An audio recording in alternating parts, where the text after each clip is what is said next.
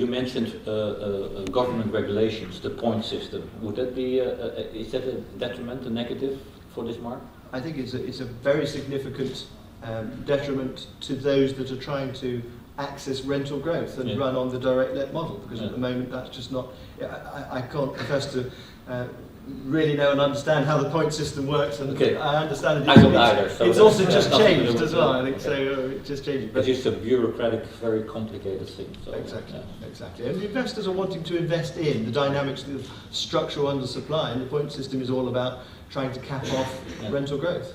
But where I can see that there is a real opportunity for the market is to work with universities to take that restricted income flow and look at it as a RPI-linked cash flow, much like you would in a triple net lease. Right. I would like to invite Rob Vester to the table. Do you know Rob? 20 minutes ago, you just went. Spoken 2 times. Okay, right. Well, Rob is Director of Development of Sinterus Achmea. He's a Dutch investor in real estate. So, can you give me your first comments on the speech? Yeah, James? I'm very curious if you would invest in cities like Delft, Leiden, Utrecht. Only for women. Only for women? You shouldn't study in Delft. I studied there myself, there are far too less women over there. So, are you interested in cities like Delft? Number 10 on the list? I mean, you're interested in number 1, but are you also interested in number 10? Because we invested over there. Okay. I think one of the irregularities of an immature market is at the moment the larger institutional and international investors are wanting to cherry pick capital cities, and that doesn't mean to say they're the best investments in detail, and I think it's very frustrating for some of the developers and operators at the moment who are saying they have opportunities that don't quite fit in the exact criteria, but which still have excellent universities, demonstrable ones of supply, and markets that really work, but they're not going to be attracting the first wave of institutional and international investment. Doesn't mean to say that there's anything wrong with the market, or that possibly they are. The universities are better over there than in Amsterdam. You can look at the internet. And but they don't have the name Amsterdam. Yeah. So are you happy with your investment in Delft? Yes. Does it make a decent return? Yes.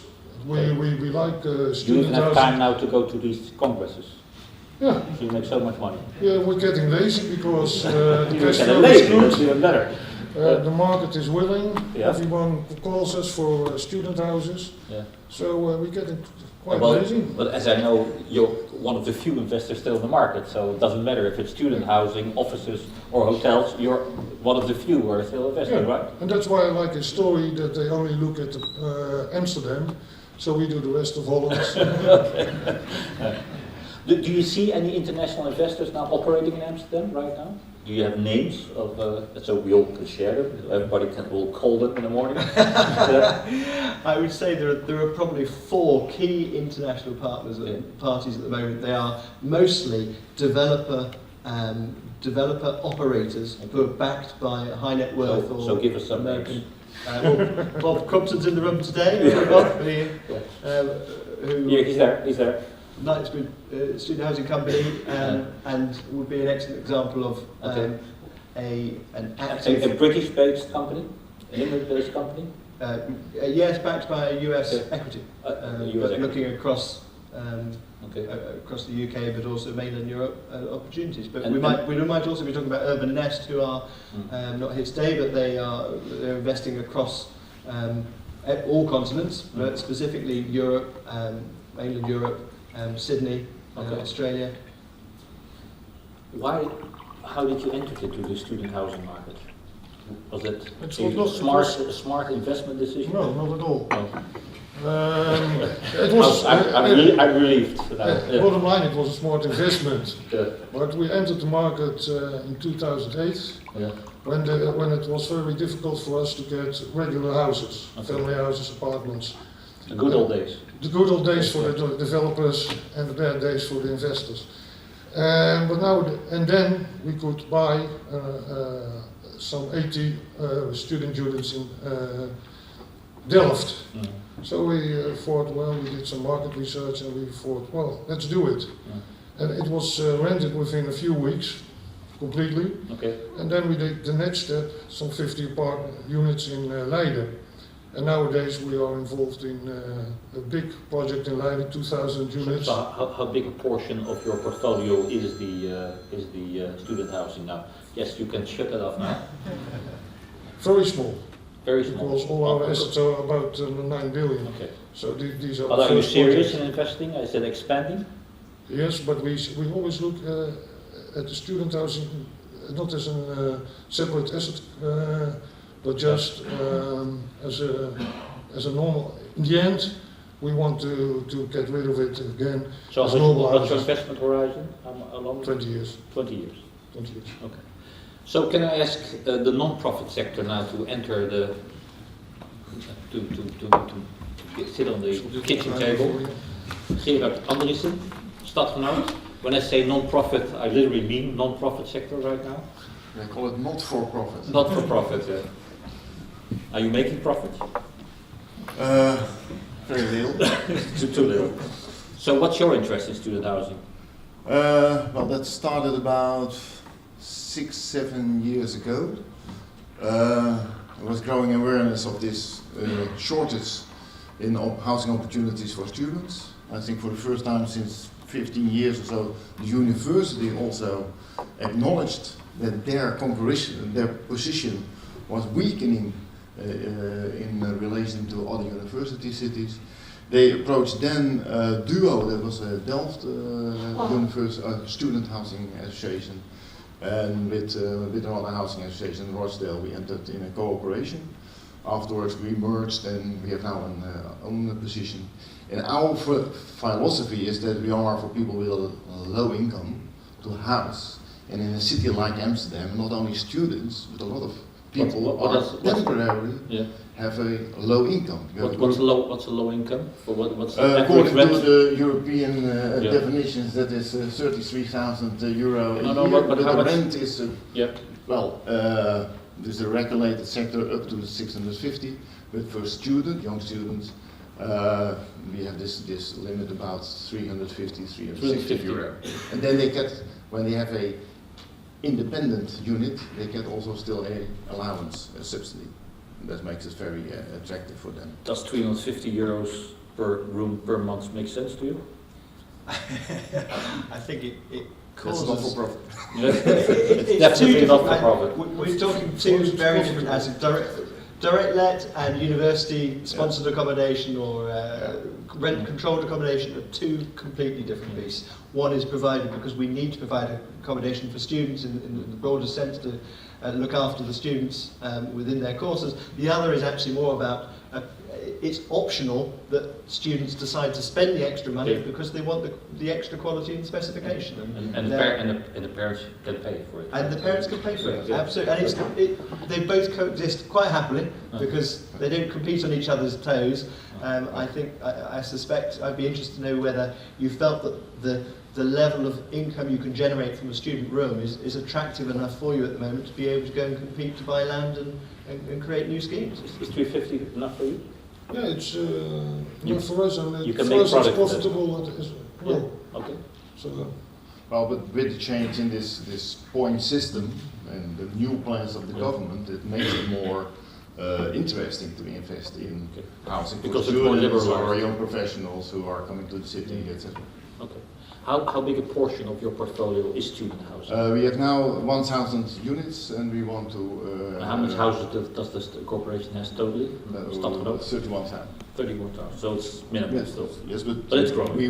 It's growing, and we want also to broaden our scope, not only the students in the first year, incoming students, but also we have master students, PhD students, and people who just finished their study but have also quite some trouble to find adequate housing. And about so that's young professionals. And about size, he complains that there's too small a size in Amsterdam. Is that your complaint as well? Would you make them bigger? Well, we have some people here visited this morning. We call it the studio. This is the GAK building in Bos en Lommer. There's now the first wing completed with over 300 units, and there's another wing which also can house 300. I think from the history, there's some anxiety for too large estates. But well, we see now examples that when you can manage it very well, it is also possible to make 800 or 900. Is it possible or advantageous to have bigger sizes? I think it's in the end advantageous. Yes. Okay. Yeah. All right. Can I ask Vincent Gerritsen to come to the table? Welcome. You're Senior Investment Manager of PGGM Infrastructure. Yes. Where's the confusion? Infrastructure, we're talking about student housing. It's interesting when Frank pulled up the graph where from the one end it went from direct let to the other end where it was more leasing. Yeah. We are, I'm in the infrastructure team within PGGM, and we invest globally in infrastructure type companies. From the, if you look at the spectrum, it's public-private partnerships, which is the best link into the deal we've recently done, the UPP deal. But on the other extreme, UPP deal? UPP is a university partnership program. Okay. It's an acquisition of a company that develops, owns and operates student accommodation. Okay. But it's Here in Amsterdam? It's in the UK. In the UK. So it's also. UK. It's a diversified company spread out in the UK. Yeah. And the model they run, they have real partnerships with universities. Okay. One of the models that Frank mentioned, where it's a true partnership. It's more if you look at where student housing was in the UK, it's really the universities that developed with their own balance sheet funding, developed student housing projects. At some point there was so much demand for housing, they couldn't keep up with the demand themselves, but they still wanted to grow the university programs. That's basically when they started inviting the private sector to help them out. Yep.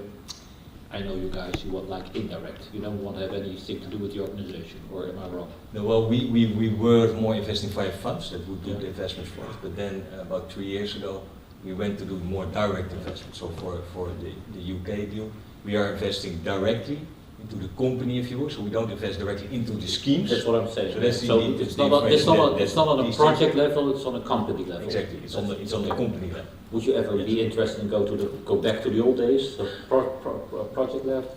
Well, You want to own real estate? We've got I'm infrastructure because this is more a partnership deal with universities. I will elaborate a bit more in a second. Yeah. That's why it's infrastructure, but we still have the real estate team within PGGM. Yeah. But would I be interested in doing the actual, call it project investments myself? As Frank said, it's too small for us. In total, we've got 120 billion assets under management. 120 billion, I'll just repeat it for everybody, 120 billion. But that's PGGM in You're total. one of the smaller ones. Well, we've got even a bigger brother in the net, but that's the total, and then a couple of % of that is invested in infrastructure, and of that then a small part in.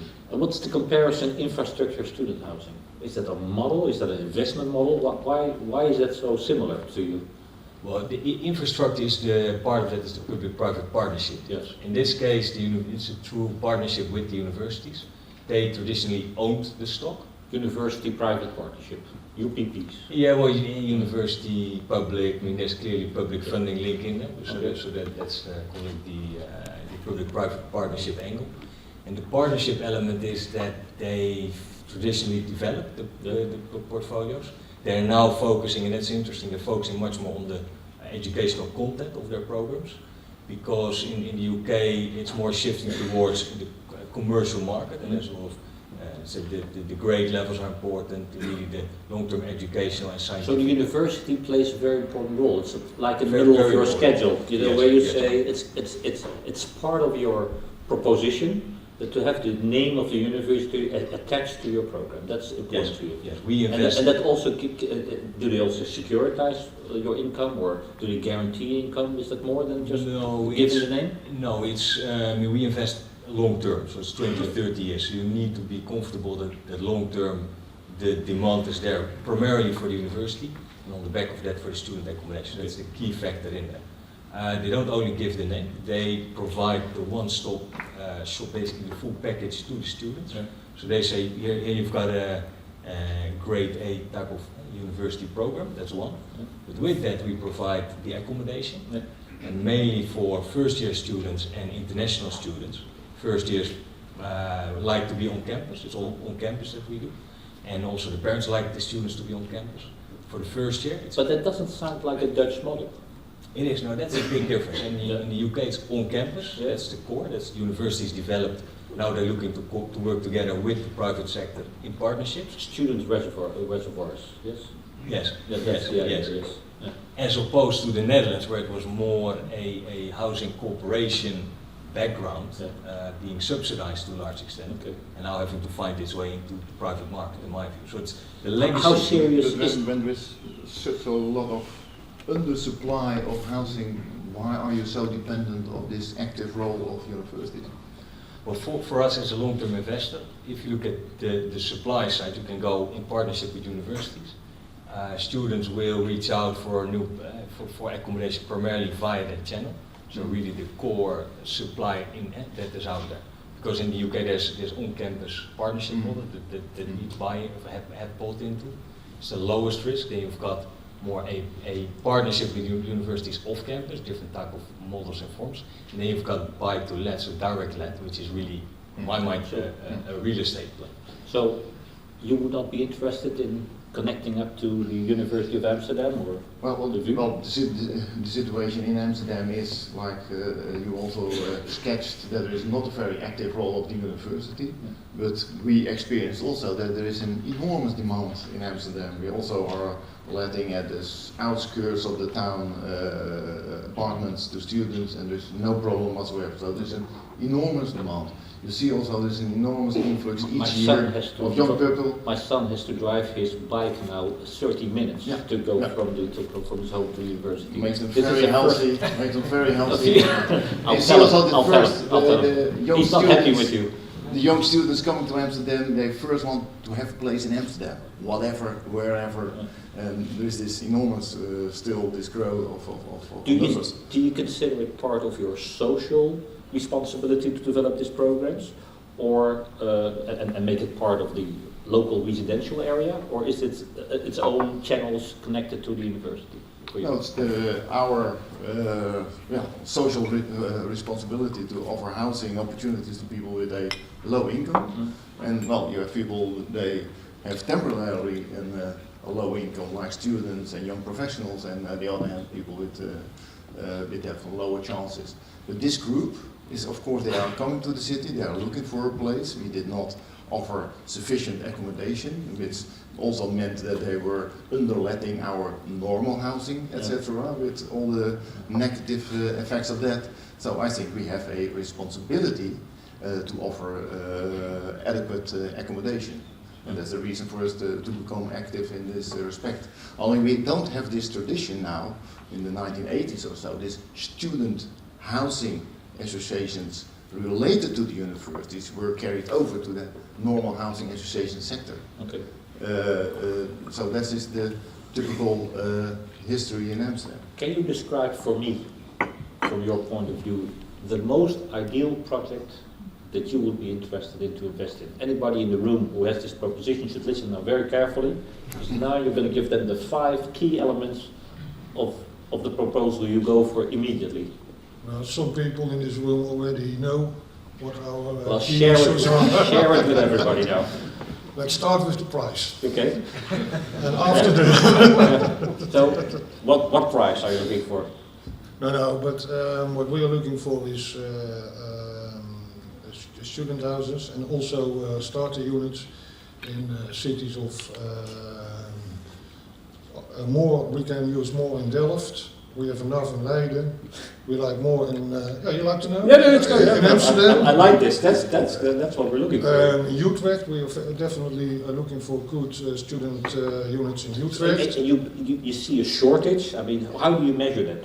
Where do you? These are the 4 cities with a top 100 ranking of the universities, and they are in the northern part of the Randstad. Yeah. So in Rotterdam, and I know someone has just opened up there some student hotel, but I think most students can get a room over there, although the university is very good. But how do you know that? How do you do that research? just try to find a room in Okay. Rotterdam or in Amsterdam. Yeah, kamer.nl. Sounds like another thorough real estate investigation. But We have a department, it's called Research and Development, and they okay, make yes. very big And they books. call, and they make the phone calls. Yeah. And they do the research, and we read the conclusions. So you find the holes in the market in these cities you just Yes. mentioned. What's the next step? What's Next the other? step may be Groningen, but it's far away. No, it's not city-wise, but other conditions. He never said it. I would like to apologize for everybody coming from the north. But so now you know the cities. What are other criteria? What are other things when you think? Well, there was a discussion about how great the project should be. And we like smaller projects until 300 or 400, Yeah. or very big, but then you should make this kind of community Yeah. with a lot of facilities, amenities, and then we can take part of it. But as you see what we do in Leiden, some 2,000 units, we only buy 500, so we are looking for investors for the other 1,500, so it's more than 1,000. Yes. 1,000. Anybody? Anybody? Yeah. Raise your hand, 1,500 please. units in Leiden. Of which you just said there are But already one- a lot of them. It's What what's going. percent? You already said Leiden that was kind of overbuilt already, or not? No. Oh. After this, we have to stop, and After this, so this is the last one. last one. In Leiden, we try to cooperate with the university as well. Yeah. We even work at the letter of intent. But the problem is, you wrote down the cooperation in Holland is immature, and that's that's what we see as well. Because each time when we discuss with the universities, the letter of intent is getting shorter. So now I think it's only the names and the signatures, but So if I drive on the road, main road, A44 next to Leiden, you have a couple of those housing units left. Are those yours? no, they Behind Corpus. they will be built in 2014. Okay. So they're not yours because they're very ugly. That's why they're not ours. We only buy nice buildings. We have some leftovers from the 50s. But So you have certain cities. There is a specific site. Anything else that is important to you? I've prepared this meeting, Yeah, so Take your time. no, this is but it started with the price. And- Remember? Yeah. But so now I want to hear the price. Which price do you feel comfortable? What kind of returns do you feel comfortable with? We never spoke about yields in public, but it should start with a 6. Okay. And it's not 0.6, it's 6 plus. Okay. Going back to PGGM, do you see any expansion of your program in the next couple of years? Is this one of the key investment strategies of PGGM at this moment, or you just a very small? What I said, in the overall scheme of things, it was a deal that basically popped up on the radar, where we said we see a very strong demand-supply equation in the UK. We have the opportunity to buy into the core supply of the whole market in partnership with universities, so that's why we liked the deal, that's why we went in. We've looked beyond that at other markets. For us, the minimum investment size equity that we would put in would be 80 million plus. So that's where, and then you have got another very important component, the debt And you buy financing. companies, just again, 80 million in companies. Yes, and it's a single transaction Yes. as of that size and then upwards. You want to have the majority of the company for the young entrepreneurs among us? No. We are more looking to partner with strategic, strong Okay. companies, in this case UPP, but we don't want to run the company. Okay. We are really an investor into the company. So that's the level. If you look at UK, yes, an investable market. If you look at other countries within Europe, I think it's very difficult in a one company, one asset or one portfolio asset deal to take this size. So it's going to be difficult. It has to be an investable market. It's UK, it's Australia at this point in time, it's US. I think Okay. if you look at the larger institutional capital. That's where our pension money goes to now. Yeah, UK has one. Yes. Which condition? No, Is so- Netherlands on the Yeah, radar? no, so what I think That's one of the issues, right? in the life cycle, I think there are a lot of parties that are early in the life cycle. It's more PE, private equity type capital that think go in, and then it starts growing. If it's I think the question of the not-for-profit sector here is, are you ever going to invest back in Holland again, our pension monies? yeah, we would like to. We love Yeah. it. So why don't you do it? No, we invest in PPP projects, Yes. so road In Holland type too? tools. In Holland, yeah, we've got a partnership Roads. with Yeah, that's Pullen. one road now. Yes, that's one No, road. but so Are we there like, more? no, it's limited, in Netherlands is limited, so we invest Okay. and we invest in Why is it limited in the Netherlands? Sorry, this is a Well, local well, thing that we need to settle here. No, Just it's- another I discussion. apologize, but this is a local thing. No, it's a good question. I mean, it is over regulated, if you will. If you look at But your boss student is now accommodation. becoming Secretary of State. So that helps. I don't know if that will help. But, we'll So see when about you it. say something, No, it's so overregulated. one of the reasons is it's over-regulated in Holland. Yeah, it's student, if you look at student housing with the whole point system, I No get point scared. system. I get scared. I mean, Okay. there's a point system, yes, but it's kind of stable. On the other hand, it can change. Yeah? So we want to know what we're buying into. If it's a free, Okay. more free market like in the UK, So, we can assess demand supply, take a long-term view, and be very comfortable that with our core supply position, we're going to be solid for 20 So- years. our social pension funds like a very liberal market to operate in. Yes, if you want to take a view, I rather take a view on demand supply long-term than on governments changing point system, what have you. Yeah. You had a question? Well, that's good news for you. The new government finally sees that the point system is quite pointless. So they plan to abolish it. So you Yeah, can no, invest in Holland. yeah, that for large institutions, I mean, that's good starting point, but then the market has to develop, new schemes have to come in place, there has to be a sizable investable market before the large institutions step in. It's not that we're not interested. There needs to be some sort of infrastructure and all that stuff. Yeah, or the size has to be in the market. Yeah. So one of the important things of your presentation was that you said there are 7.6 million international students roaming around the world looking for places to stay. That's what you said? Absolutely, yeah. Yes. By the way, my children have the same thing. They hop around the world. I call them the kangaroo generation because they hop all around the world and then they have all these connections on Facebook wherever they are and they move around. So the kangaroo, I would like to introduce here the name kangaroo generation. But going back to the 7.6, an interesting thing happened here in Amsterdam. All of a sudden everybody, when we stopped building offices and retail, now we all start to build hotels. And the main reason for doing that is because we see this international traffic going up. You know, a lot of Chinese, and only if 1% of all the Chinese want to go visit Holland, we need twice as much hotels here. Is that the same thing going on? Do you expect in student housing that there is this kangaroo generation starts drifting and will visit Amsterdam as well? I think we need to step back and think, why are we wanting to build more student accommodation? One of those reasons is that for Amsterdam particularly, you want to attract more international students. And Yeah. one of the reasons that the student hotel concept has developed is because of the over-regulation in being able to provide high specification, high cost, Yeah. but good value student accommodation to meet that international That's why requirement. the name hotel came in, so less regulation. It's all So, about but do you regulation. expect, you know, we're kind of a country that always looks inside and looks to ourselves. We're a polder country. If you tell us that there's more international students coming to here, there are some opportunities for the gentlemen here and everybody in the audience to build more than we need for our own purposes. Is that a reason to expect that? Is there a reason? Absolutely. I mean, it's something like 90% of, in terms of direct net student accommodation in capital cities, roughly 90% of the students that are in those schemes are international students. They're not. It's not fundamentally about the domestic market. It's about And the international you see a students. sizable portion going to Holland.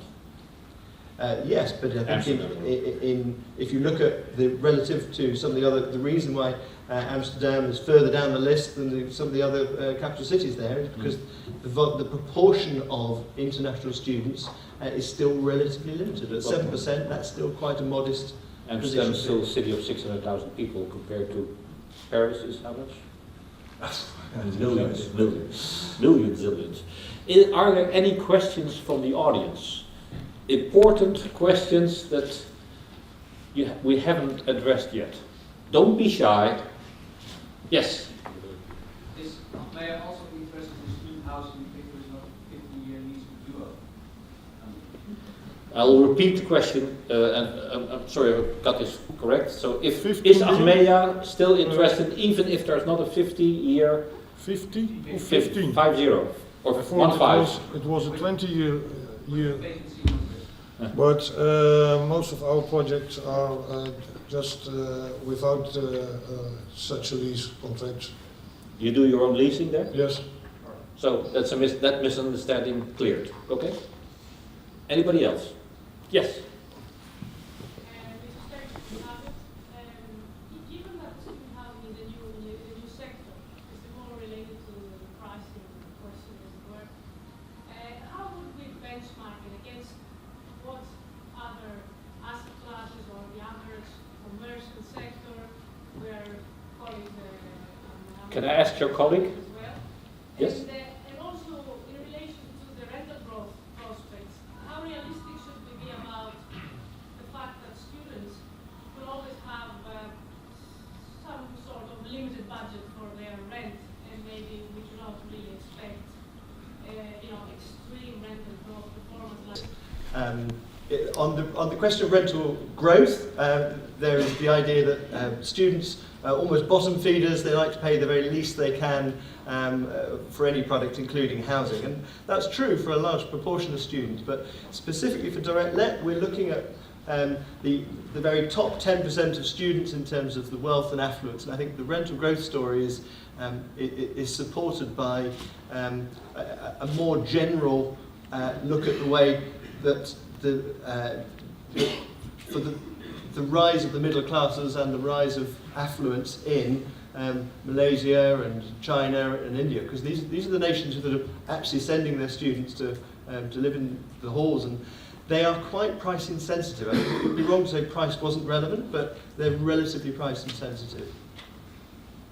It makes it also, it's a very local aspect. If you look at the UK, it's a lot of private schooling. If you go from private schooling to university, it suddenly can become even cheap if you've got money left over to spend on rooms. And the international aspect is very important as well.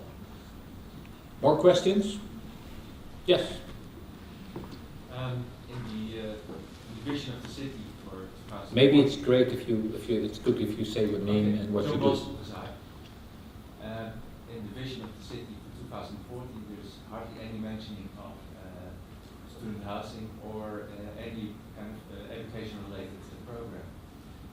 They're also absent in this discussion. Is the city not very important to plan, let's say, this kind of large amount of student housing? So the question is really, what role does the municipality plays in these, which is a very old-fashioned idea anyhow. Government, public, My position is that given all the cost that we spend on care and on illnesses, the most likely role of the government is an insurance company with an army. That's all they can do in the next 10 years. But anyhow, the question is still answered. Maybe there is growing awareness also in this city. There's young professional students are very important for a very knowledge-based economy in this city. So how a few years ago there was also some stimulation by the local authorities of the first schemes that were then developed. But until now this has been left over to the, you can say, more than housing how could the association. municipality help you? Where can you see some positive role for the municipality?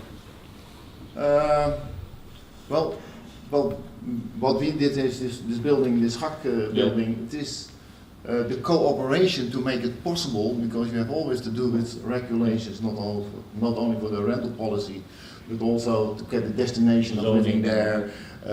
Empty standing offices are quite often next to main roads with all the pollution, etc. And this cooperation is very important to realize these schemes. And I think there is a changing, growing awareness of the city of Amsterdam that indeed this group and this international position is very important. Time for a studentenloods. When you combine it, the office loads is also present, so when you combine it, you don't need more officials, and you make one scheme of it. So, we're come to the end of this. Oh, there's one more question. That's great. My name is Gerard. I'm from the Woodstacker. From what? Woodstacker. What is that?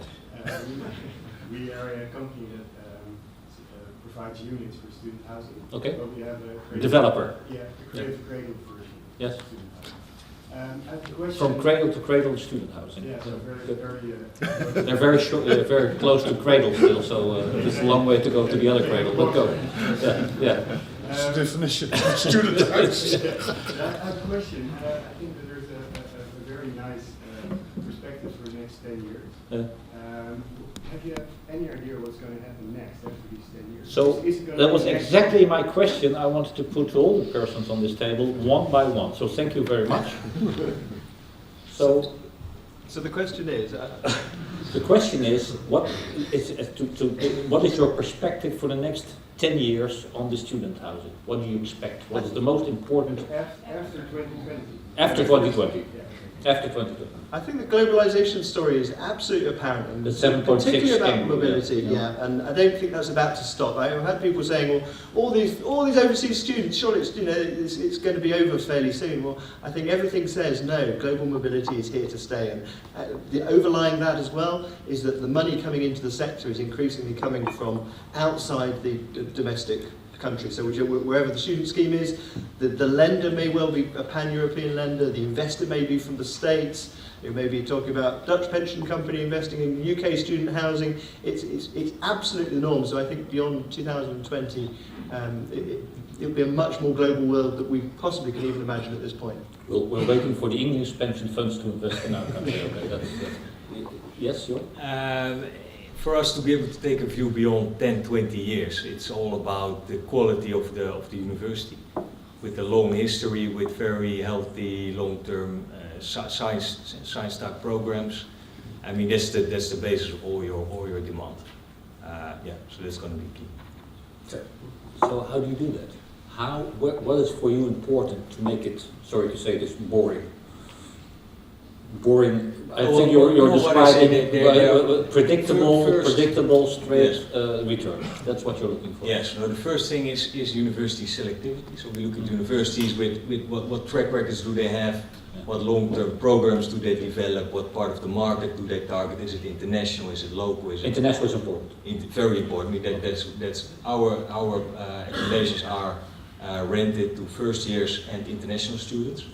Even more after 1 year, they are basically the contracts are terminated and a whole new basically batch comes in to fill the accommodation. It's really that business. Okay.